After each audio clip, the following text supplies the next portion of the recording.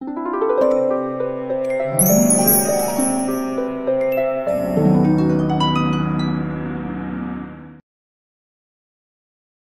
कहानी है केशवपुर की। केशवपुर में किशोर अपनी पत्नी हेमलता के साथ रहता था। किशोर काफी गरीब था। वो अपनी पत्नी हेमलता के साथ खदान में मजदूरी करता था। किशोरी और हेमलता दिन भर खदान में पत्थर फोड़ने का कठिन काम करते हैं और रात को घर आकर खाना खाकर सो जाते।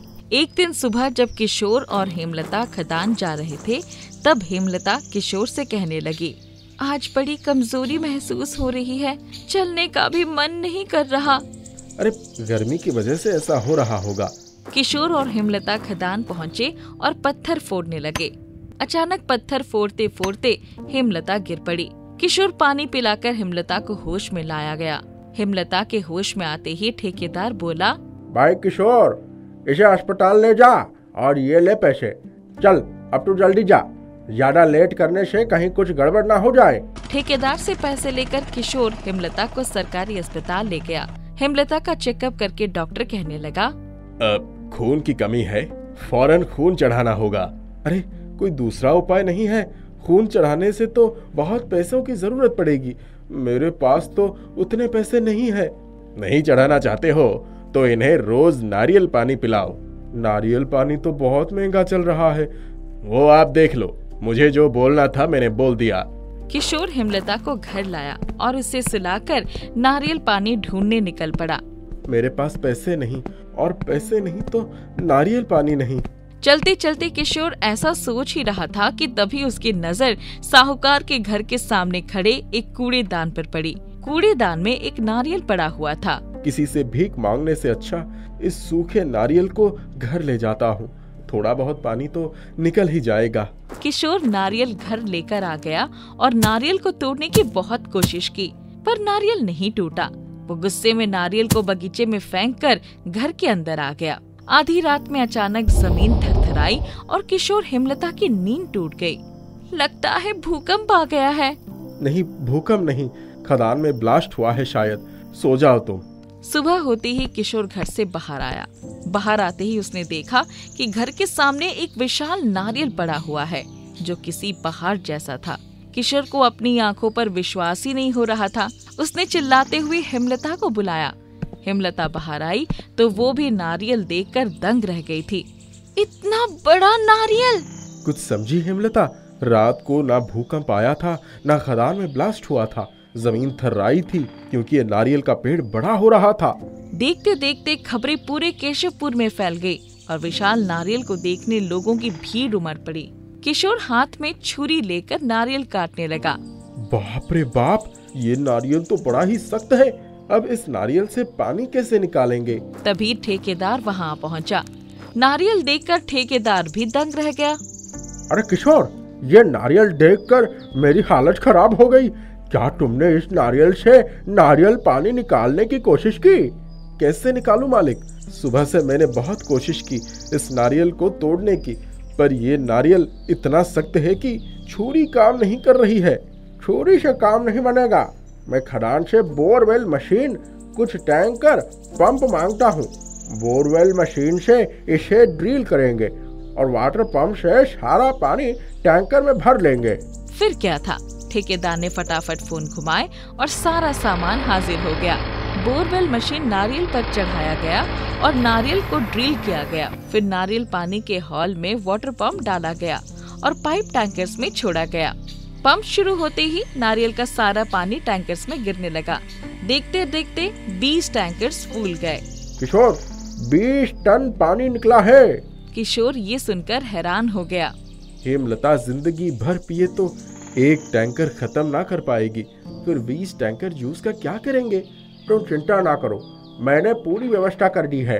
ठेकेदार की बात खत्म होते ही एक कंपनी के कुछ अफसर वहां आए और कहने लगे, मिस्टर किशोर, हम अमृत रस कंपनी से आए हैं। हमारी कंपनी नारियल पानी बेचती है, इसीलिए हम आपके सारे टैंकर्स खरीदना चाहते हैं।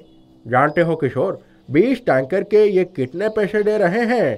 पूरे 5 करोड़। 5 करोड़ सुनते ही किशोर का सिर चकरा गया। ये तो बहुत अच्छी बात है। लेकिन सारा नारियल पानी आप ले जाएंगे तो मेरी हेमलता क्या पिएगी? क्यों मजाक कर रहे हो सर? आपको जितना नारियल पानी चाहिए आप रख लीजिए, लेकिन फिलहाल ये 5 करोड़ का चेक रख लीजिए। ऐसा कहकर अफसर ने किशोर और हेमलता को 5 करोड़ का चेक थमाया। इस प्रकार विशाल नारियल पानी ने हेमलता और किशोर की रूखी सूखी जिंदगी पैसों और खुशियों से भर दी।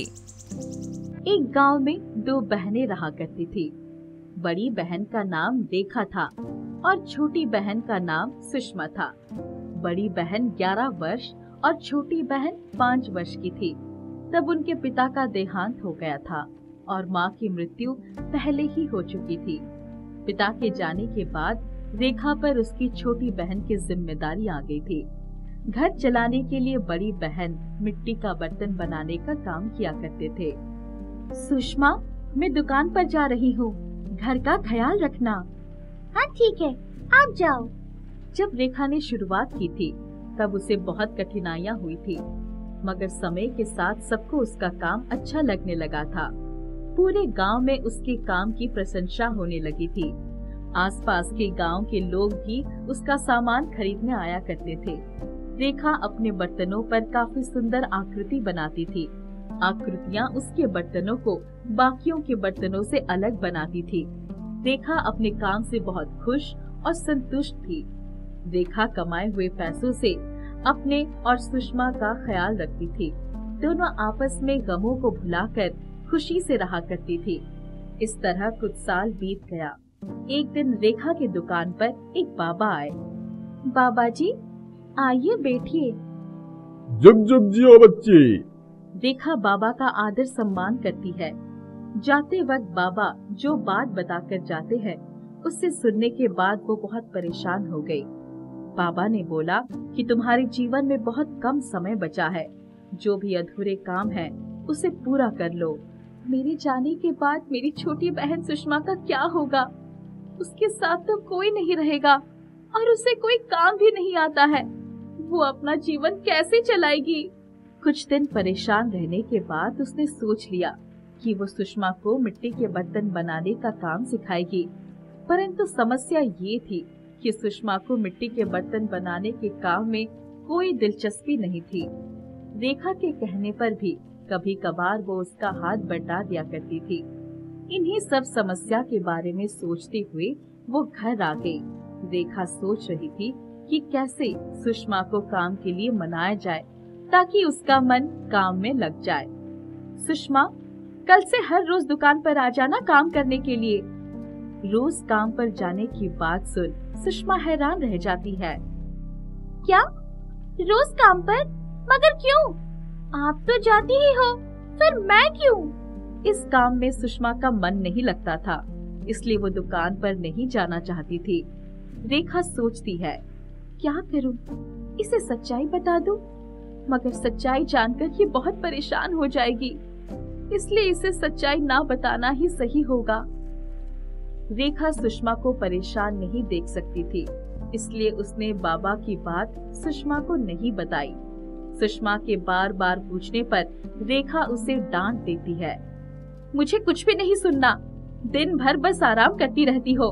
चुपचाप से कल से काम पर आ जाओ। दीदी के डांट के कारण चिढ़कर सुषमा ठीक है बोलकर चली गई। सुषमा कुछ दिनों तक रेखा के साथ काम करती है, मगर कुछ भी सही से सीख नहीं पाई। सुषमा के काम में मन न लगने के कारण रेखा समझ नहीं पा रही थी कि आखिर उसके जाने के बाद सुषमा का क्या होगा। पता नहीं दीदी को क्या हो गया, ये तो मेरे पीछे ही पड़ गई है। अचानक क्या हुआ है जो वो ऐसे बर्ताव कर रही है? पहले तो कभी इतना काम पर जोर नहीं दिया करती थी। एक दिन काम से आते वक्त सुषमा ने रेखा से पूछा, दीदी, आखिर इस बार क्या नया है जो आप मुझे काम सिखाने के लिए इतना प्रयास कर रही हैं? सुषमा के काम ना सीखने से दुखी होकर रेखा को बाबा की बात बतानी पड़ी। सुषमा, एक बाबा ने कहा था कि अब मैं ज्यादा दिन तक जीवित नहीं रह पाऊंगी, इसलिए मैं चाहती हूँ तुम मेरे जाने से पहले सारा काम सीख लो ताकि तुम्हें कोई दिक्कत ना हो। रेखा की बात सुनकर सुषमा हंसने लगती है और बोलती है, तुम भी ना दीदी किसी बाबा के चक्कर में पड़ गई हो, ऐसा कुछ नहीं होता। सुषमा की ये बात सुनकर रेखा और भी दुखी हो जाती है। रेखा को दुखी देखकर सुषमा बोलती है, अच्छा ठीक है, अब आप दुखी मत हो, मैं कल से मन लगाकर काम करूंगी। उसने रेखा को बताया कि उसका मन काम में इसलिए नहीं लगता है क्योंकि उसे लगता है कि वो कभी भी बर्तन पर रेखा के जैसे आकृति नहीं बना सकती है। मैं भले ही अच्छे से आकृति नहीं बना पाती, मगर फिर भी आपके मन की संतुष्टि के लिए कल से पूरा मन लगाकर काम करूंगी। और हाँ, आप बाबा की बात पर यकीन न करें। रेखा के मन में अभी भी बाबा की बातें ही चल रही थी। कुछ महीने तक काम करने के बाद सुषमा भी काफी अच्छी आकृति बना लेती है। वाह सुषमा, आखिर तुमने ये काम सीख ही लिया, अब मुझे कोई चिंता नहीं। सुषमा ने मिट्टी के बर्तन की दुकान अच्छे से संभाल ली थी। अभी कुछ ही दिन बीते थे सुषमा की दुकान संभाले हुए, तभी रेखा बीमार पड़ जाती है। कई दिनों तक इलाज के बाद भी उसकी तबीयत में सुधार नहीं आती है। ये देख सुषमा को बाबा की बात सच लगने लगती है और वो भी रेखा के लिए परेशान रहने लगती है। इन्हीं समस्या के बीच उसे ख्याल आता है, क्यों ना बाबा को खोजा जाए और कुछ समाधान ढूंढा जाए। सुषमा अपनी बड़ी बहन से बहुत प्यार करती थी और वो उसे खोना नहीं चाहती थी। यही सोचकर उसने बाबा को खोजने जाने का सोचा, लेकिन काफी खोजने के बाद भी बाबा उसे नहीं मिल रहे थे। दिन प्रतिदिन रेखा की तबीयत और भी खराब होती जा रही थी। सुषमा चाहती थी कि किसी तरह कोई रास्ता निकल आए और सब कुछ ठीक हो जाए। सुषमा एक दिन दुकान पर काम कर रही थी, तभी दो लोग कुछ बर्तन खरीदने आते हैं। सुषमा उन्हें बर्तन दिखा रही थी, तभी वो लोग आपस में किसी बाबा की बात करने लगते हैं। बाबा की बात होते ही सुषमा उन दोनों से बाबा के बारे में पूछती है। आप सभी किस बाबा के बारे में बात कर रहे हैं? पास ही के गांव में एक बाबा आए हुए हैं, उनकी बोली हुई सारी बातें सच हो जाती है। बाबा की बात जानकर उसका मन काफी खुश हो जाता है। उसने सोचा कि कहीं ये वही बाबा तो नहीं जिनकी उसे तलाश है, चलकर देखना चाहिए। सुषमा बिना देर किए बाबा से मिलने चली जाती है और वहाँ जाकर उसने बाबा से रेखा के बारे में पूछा। बाबा जी, आपको याद है आपने मेरी बहन की भविष्यवाणी की थी कि वो ज्यादा दिन तक जीवित नहीं रह सकती? हाँ, मैं ही हूँ वो बाबा, मैंने ही उसे ये बताया था। बाबा जी मेरी मदद करे और बताए क्या इसके लिए कोई उपाय है? मैं अपनी बहन के बिना नहीं रह सकती, कृपया उसे बचा लीजिए। वो रोते रोते बाबा से रेखा के लिए उपाय पूछ रही थी। सुषमा को दुखी देख बाबा ने उसे एक पत्ता दिया और बोला, ये पपीता का पत्ता है, तुम इस पपीते के पत्ते की मदद से पपीते के पेड़ को जंगल में जाकर ढूंढो। उस पेड़ में जादुई पपीते लगते हैं। उस पेड़ के जादुई पपीते को अपनी बहन को, वो ठीक हो जाएगी। और हाँ, ध्यान रखना, उस पेड़ से एक ही पपीता तोड़ना, उससे ज्यादा नहीं। ये सुन सुषमा जंगल में अकेली चली जाती है और पत्ते के सहारे पपीते के पेड़ को ढूंढने लगती है। पूरे जंगल में उसे सिर्फ एक पपीता का पेड़ दिखता है। उस पेड़ के पास एक सांप बैठा था। वो बहुत हिम्मत करके उस सांप को वहाँ से भगाती है और उस पपीते के पेड़ से एक पपीता तोड़ लेती है और वापस घर लेकर आती है। घर आकर वो पपीता रेखा को खिलाती है। कुछ दिनों के बाद ही रेखा बिल्कुल स्वस्थ हो जाती है। अपनी बहन को वापस स्वस्थ देख सुषमा भी बहुत खुश हो जाती है। इस तरह सुषमा अपनी बहन की जान बचा लेती है और जब वो भी जिम्मेदार बन गई थी, सभी काम में अपनी बड़ी बहन की मदद किया करती थी। शालू नाम की एक बच्ची थी। उसके स्कूल के सामने एक खाली मैदान था और उस खाली मैदान में एक इमली का पेड़ था। स्कूल खत्म होते ही वो हर रोज इमली के पेड़ के पास आती थी। कुछ इमलियां गिरी हुई होती थी, उन्हें उठाकर खाने लगती थी और थोड़े इमली अपने पास रख लेती थी। स्कूल से लौटते वक्त उसे एक बूढ़े बाबा भीख मांगते हुए दिखते हैं। बाबा, मेरे पास पैसे तो नहीं है, मेरे पास इमली है, मैं ये हर रोज आपको दे सकती हूँ। शालू हर रोज बाबा के कटोरे में इमली रखकर चली जाया करती थी। कुछ सालों बाद शालू की स्कूल की पढ़ाई खत्म हो जाती है और वो स्कूल छोड़ देती है। अब वो बाहर पढ़ने के लिए जाने वाली थी। बाहर जाने से पहले एक दिन वो वापस बाबा के पास आती है। बाबा जी, मुझे माफ कीजिएगा, अब से मैं यहाँ नहीं आ पाऊंगी, ना ही आपको इमली दे पाऊंगी, क्योंकि मेरी स्कूल खत्म हो चुकी है, इसलिए मैं बाहर पढ़ने जा रही हूँ। जुग जुग जियो बच्ची, खूब नाम करो। शालू पढ़ने बाहर चली जाती है। एक दिन भीख मांगते मांगते वो बूढ़ा आदमी आगे बढ़ा जा रहा था, तभी एक गाड़ी आती है और उसे टक्कर मार देती है, जिससे उसकी मृत्यु हो जाती है। कई साल बीत जाते हैं। अपनी पढ़ाई पूरी करके शालू अपने घर वापस आ जाती है। वही उसकी एक अच्छी नौकरी लग जाती है। अब वो बहुत पैसे कमाने लगी थी। धीरे धीरे उसके घर की स्थिति और भी अच्छी होने लगी थी। शालू अपने पैसे से घर वालों की सभी जरूरत पूरी किया करती थी और छोटी छोटी जिद भी शालू सबकी पूरी किया करती थी। एक दिन शालू की माँ उससे कहती है, शालू बेटा, मैं बहुत दिनों से तुझसे एक बात कहना चाह रही थी। हाँ माँ, बोलिए, क्या बात कहना चाह रही हो आप? बेटा, तेरी उम्र शादी की हो गई है, तुझे अब शादी कर लेना चाहिए। माँ, अगर मैं चली जाऊंगी तो आप लोग कैसे रह पाओगे? अरे बेटा, हमारा चिंता क्यों करती है? तू अपनी सोच, अब तुझे अपना घर बसा लेना चाहिए। तू पढ़ने गई थी, तब भी तो हम रहते थे, वैसे ही आगे भी रह लेंगे। अब अपने लिए तुझे हमेशा के लिए अपने पास तो नहीं रख सकते। कल ही मैं कुछ लड़कों की तस्वीरें तुझे दिखाती हूँ। कल होकर शालू की माँ कुछ लड़कों की तस्वीरें शालू को दिखाती है। लड़कों से मिलते जुलते अंत में सभी को एक शुभम नाम का लड़का पसंद आ जाता है। कुछ ही महीनों बाद शुभम और शालू की शादी हो जाती है। शादी करके शालू अपने ससुराल आती है। ससुराल में कोई भी उसे पसंद नहीं करता था। उसकी ननद तो सीधी मुंह बात भी नहीं करती थी और उसकी सास हमेशा उसे ताना सुनाया करती थी। घर के सारे काम भी करवाया करती थी, उसके बावजूद भी डांटा करती थी।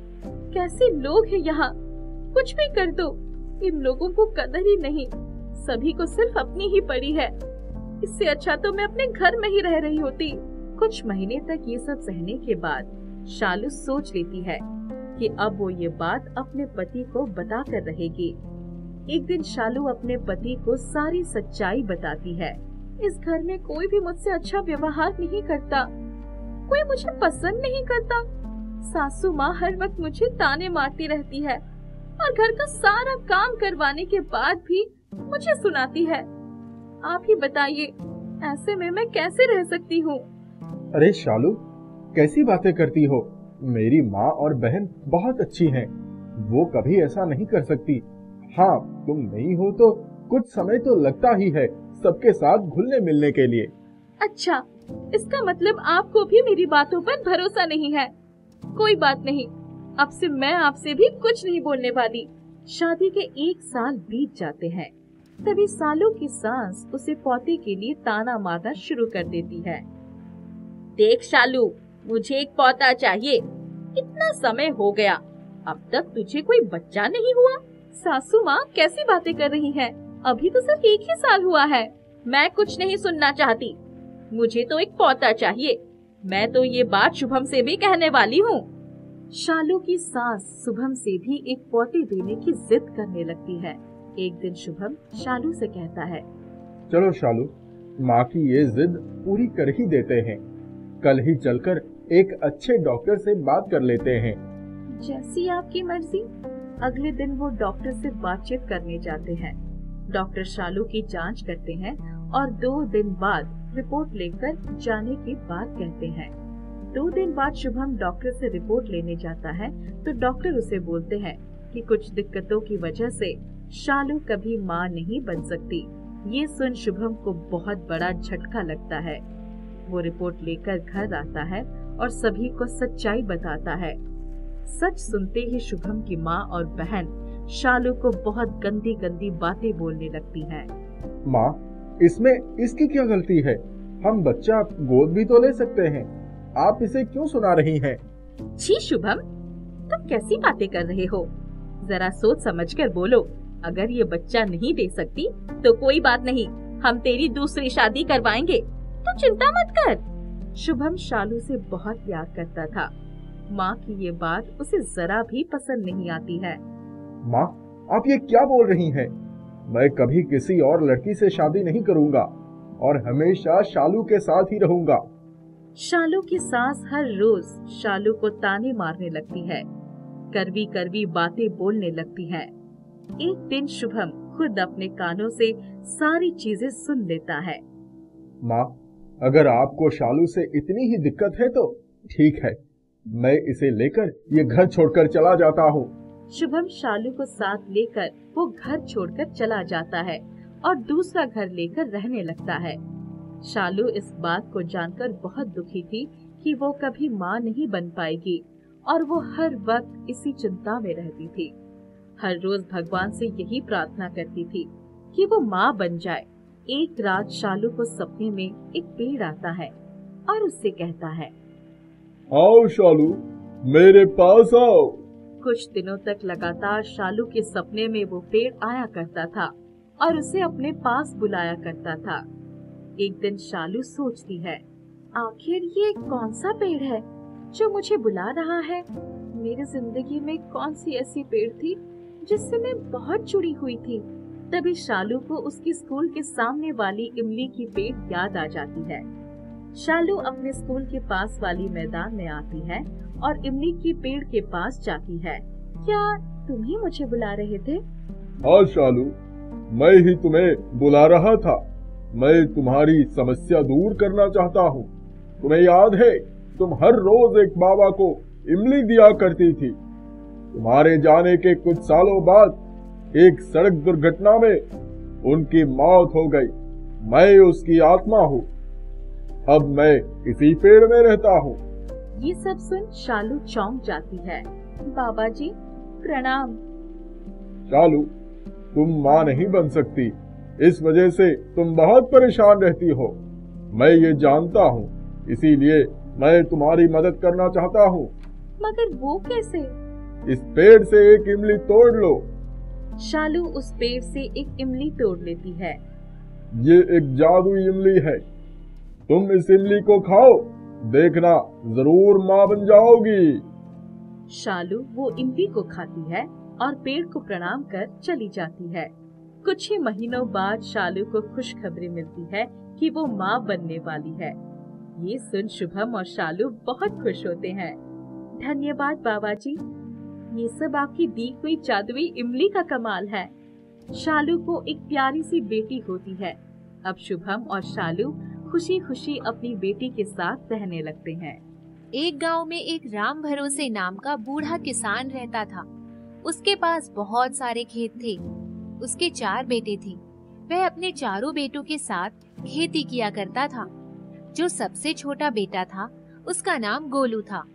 राम भरोसे गोलू से बहुत प्रेम करता था। गोलू भी अपने पिताजी की हर बात मानता था। एक बार राम भरोसे ने अपने बेटों से कहा, खेतों में इस बार खरबूज की बीज डालनी होगी। पिताजी, खरबूजों की बीज लगाने के लिए तो शहर जाना पड़ेगा। उसमें क्या है, शहर जाकर बीज ले आओ।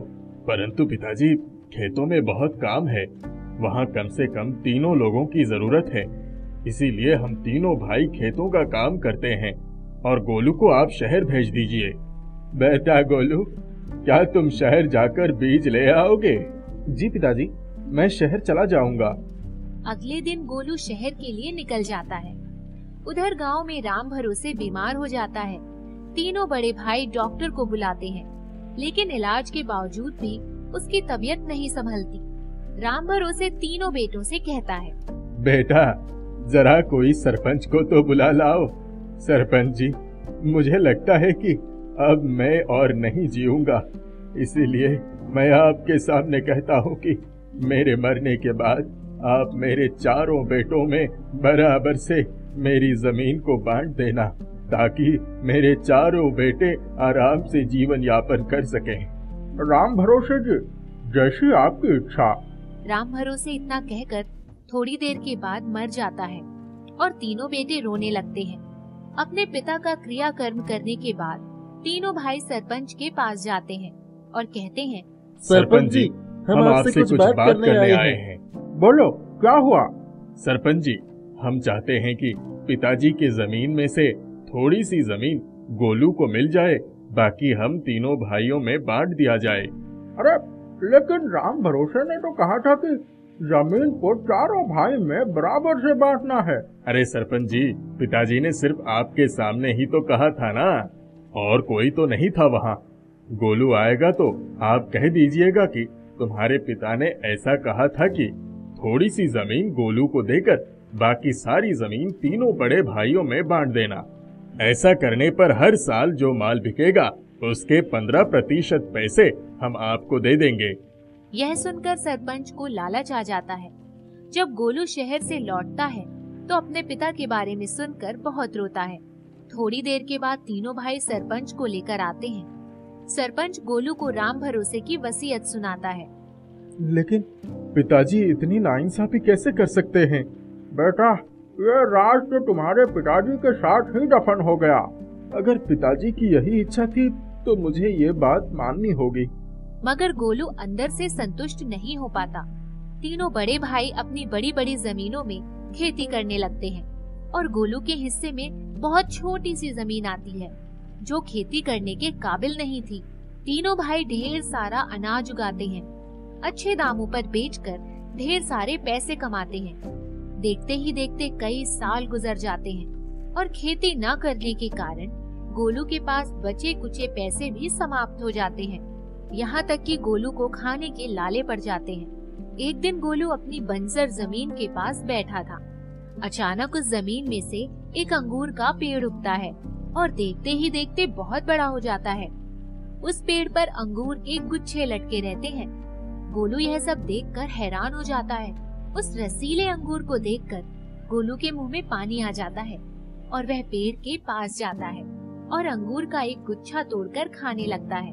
वाह, इतने रसीले और मीठे अंगूर तो मैंने कभी नहीं खाए।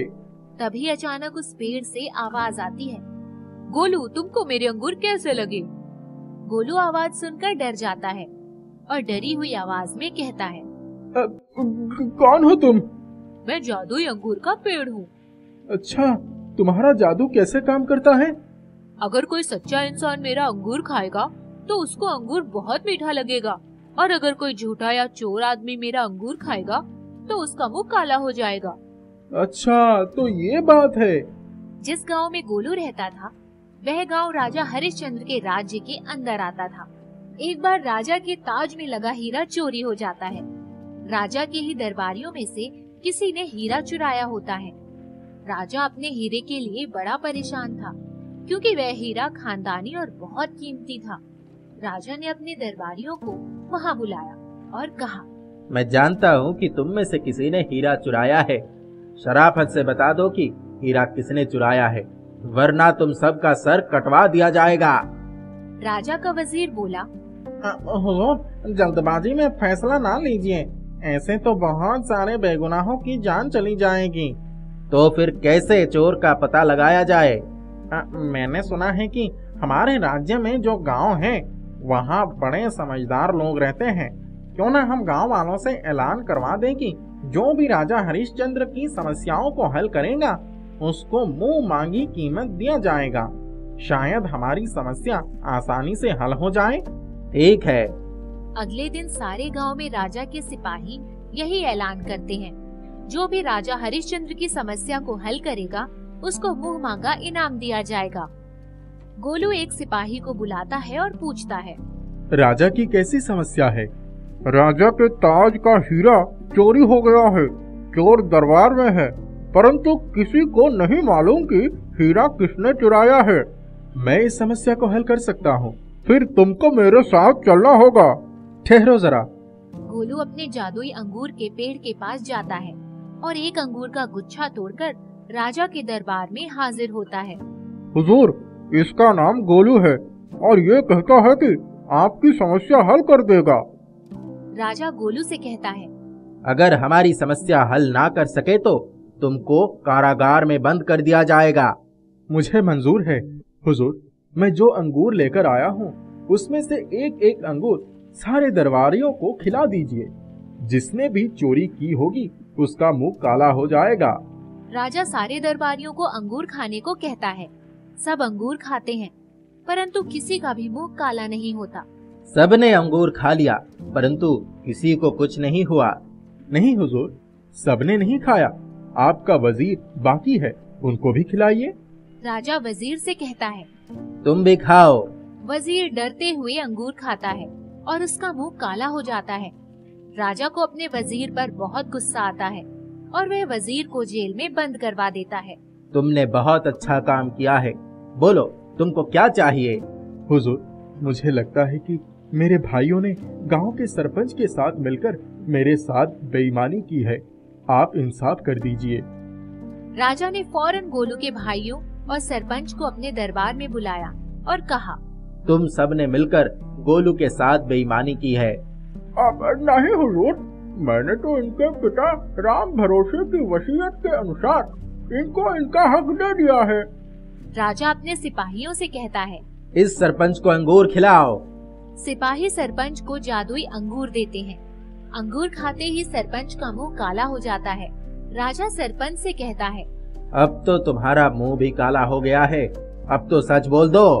सरपंच डर के मारे रोने लगता है और कहता है, महाराज, इन तीनों भाइयों ने मुझे लालच दे दिया था। राम भरोसे ने सारे भाइयों को बराबर से जमीन देने की वसीयत की थी, मगर मैंने लालच में आकर गोलू के साथ बेईमानी की। मुझे माफ कर दीजिए। यह सुनकर राजा हरिश्चंद्र ने तीनों भाइयों समेत सरपंच को जेल में बंद करवा दिया और सारी जमीन गोलू के हवाले कर दिया। इस तरह गोलू को इंसाफ मिल गया और वह खुशी खुशी अपने गांव में चला गया। बहुत समय पहले की बात है। अनंतपुर गांव में एक बूढ़ी औरत शांति अपने बेटे केशव के साथ रहती थी। वे बहुत गरीब थे। केशव अपना और अपनी माँ का पेट भरने के लिए किसी फैक्ट्री में मजदूरी का काम करता था। एक बार शांति की तबीयत बहुत खराब हो जाती है। अपनी माँ की तबीयत खराब देखकर केशव बहुत चिंतित हो जाता है। माँ, चिंता मत करो, मैं तुम्हारा इलाज अच्छी तरह से करवाऊंगा, जिससे तुम फिर से सही हो जाओगी।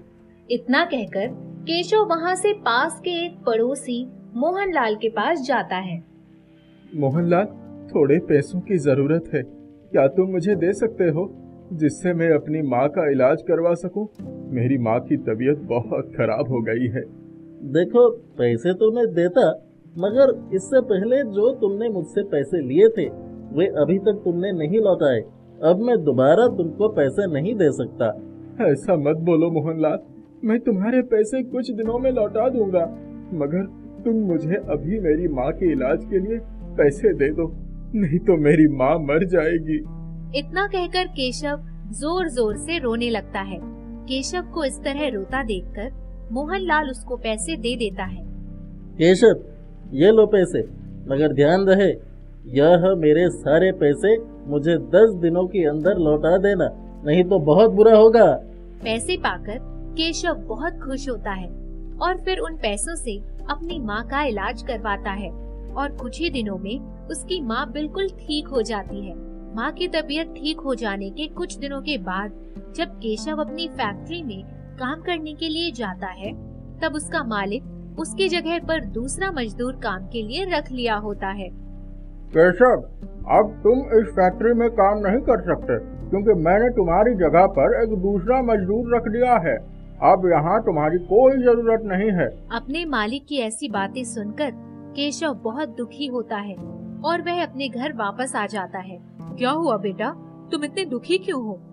माँ, मैं जब तुम्हारी इलाज करवाने के लिए फैक्ट्री में जाना बंद कर दिया था, तब उसने मेरी जगह पर किसी और को रख लिया और मुझे काम से निकाल दिया। केशव की बातें सुनकर शांति दुखी होती है। माँ, अब मेरे घर का खर्चा कैसे चलेगा? अब हम क्या खाएंगे? बेटा, तुम चिंता मत करो, भगवान कुछ न कुछ जरूर करेगा। एक दिन जब केशव बाहर टहलने के लिए निकला होता है, तभी उसे रास्ते में मोहनलाल मिल जाता है। केशव, मैंने तुम्हें 10 दिन का समय दिया था, तुम मेरे पैसे लौटा दोगे, मगर अभी तक तुमने मेरे पैसे नहीं लौटाए। अब बहुत हो गया, जल्दी से मेरे पैसे लौटा दो। मोहनलाल जी, कृपया शांत हो जाइए। इस समय तो मेरे पास खाने के लिए भी पैसे नहीं है। मैं आपके पैसे कहाँ से लौटाऊं? मेरी नौकरी भी छूट गई है। जैसे ही मेरे पास पैसे आएंगे मैं आपके पैसे जरूर लौटा दूंगा। अरे, मैं कुछ नहीं जानता, मुझे सिर्फ मेरे पैसे चाहिए, क्योंकि तुम इतने दिनों से बस ऐसे ही बातें बना रहे हो। मैं तुम्हें कल तक का मोहलत देता हूँ। अगर कल तक तुमने मेरे पैसे नहीं लौटाए तो गांव के मुखिया के पास जाऊंगा मैं और तुम्हें इस गांव से निकलवा कर रहूंगा। इतना कहकर मोहनलाल गुस्से में वहाँ से चला जाता है। मोहनलाल की बातें सुनकर केशव बहुत चिंतित होता है। फिर वह घर की तरफ आने लगता है। तभी उसे एक बहुत ही बूढ़ा व्यक्ति दिखता है जो अपने कंधों पर बहुत सारा सामान उठाकर जा रहा होता है। उसको देखकर केशव को उस पर बहुत दया आती है और वह उसके पास जाता है। अरे दादाजी, दीजिए, मैं आपका सामान आपके घर तक पहुंचा देता हूं, क्योंकि यह सामान तो देखने में बहुत ही भारी लग रहा है। इतना कहकर केशव उस बूढ़े व्यक्ति से उसका सामान लेकर अपने कंधे पर रख लेता है और उसके घर तक उसका सामान पहुंचा देता है। केशव की इस दयालुता से बूढ़ा व्यक्ति खुश हो जाता है। बेटा, तुमने मेरा सामान मेरे घर तक पहुंचाकर बहुत ही अच्छा काम किया है। यह लो बेटा, इस बोरे में आटा है। तुम अपने घर जाते वक्त इसे भी अपने साथ ले जाना। उस आटे को लेकर केशव अपने घर आता है और अपनी माँ के पास जाता है। माँ, ये लो, भगवान की कृपा से आज खाने के लिए हमें गेहूं का आटा मिल गया है। इससे तुम रोटियां बना देना, फिर हम आज रोटी और अचार ही खाएंगे। मगर माँ, एक बहुत ही बड़ी परेशानी है। क्या हुआ बेटा? अब कैसी परेशानी? माँ, आज मुझे मोहनलाल मिला था और वो बोल रहा था कि अगर मैंने उसके पैसे नहीं लौटाए तो वो गांव के मुखिया के पास जाकर मेरी शिकायत करेगा और मुझे इस गांव से निकलवा कर रहेगा। माँ, मैं उसके पैसे कहाँ से ला कर दूं? इस समय तो हमारे पास खाने के लिए भी कुछ नहीं है। शांति केशव की बातें सुनकर सोच में पड़ जाती है। फिर शांति केशव के खाने के लिए उस बोरे में से आटा निकालकर चूल्हे पर रोटियां बनाने लगती है। अब मेरा बेटा उस मोहनलाल के पैसे कैसे चुकाएगा? अब तो उसकी नौकरी भी छूट गई। अगर वह मोहनलाल मुखिया के पास हमारी शिकायत करेगा तो हम क्या करेंगे? यह सोचकर चूल्हे पर रोटियां बनाते वक्त शांति के आंखों से आंसू निकलकर उस चूल्हे में गिरने लगते हैं। शांति सूखी रोटी और अचार केशव को खाने के लिए देती है। खाना खाने के बाद शांति और केशव सो जाते हैं। सुबह होने पर जैसे ही शांति चूल्हे से राख हटाती है, वह देखती है कि उसका मिट्टी का चूल्हा सोने के चूल्हे में बदल गया है और उस चूल्हे के पास बहुत सारे सोने के सिक्के पड़े होते हैं। यह देखकर शांति को अपनी आंखों पर विश्वास नहीं होता। वह जल्दी से केशव को उठाकर रसोई घर में लेकर आती है। बेटा, यह तो चमत्कार हो गया। ये देखो, हमारी मिट्टी का चूल्हा सोने के चूल्हे में बदल गया और चूल्हे के पास बहुत सारे सोने के सिक्के भी पड़े हैं। लगता है भगवान का कोई करिश्मा है और हमारी मदद के लिए यह सब किया गया है। यह देखकर केशव भी बहुत आश्चर्य में पड़ जाता है। हाँ माँ, तुम्हारे आंसुओं के बदले भगवान ने इतना सोना दे दिया। केशव कुछ सोने के सिक्के लेकर मोहनलाल के पास जाता है। मोहनलाल, ये लो सोने के सिक्के। आपके जितने भी पैसे हमारे पास उधार पड़े थे, सबका हिसाब मैं आज चुका देता हूँ। फिर केशव मोहनलाल को उसके सारे पैसे वापस कर देता है और वह अपने घर आ जाता है। अगले दिन सुबह फिर से जादुई सोने के चूल्हे के पास बहुत सारे सोने के सिक्के पड़े रहते हैं। उन सिक्कों से केशव अपने घर के लिए बहुत सारी चीजें खरीदता है।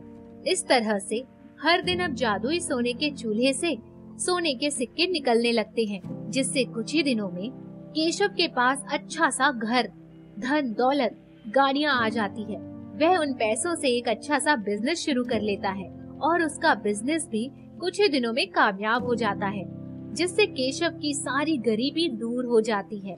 केशव और उसकी माँ शांति बहुत खुश होते हैं। एक दिन जब शांति चूल्हे पर खाना पका रही होती है, तब वह अपनी पुरानी बातें सोचने लगती है। एक दिन था जब मेरे पास खाने के लिए कुछ भी नहीं था और भगवान की कृपा से आज ऐसा दिन आ गया है कि हमारे पास सब कुछ है। अब हमें किसी भी चीज की कमी नहीं है।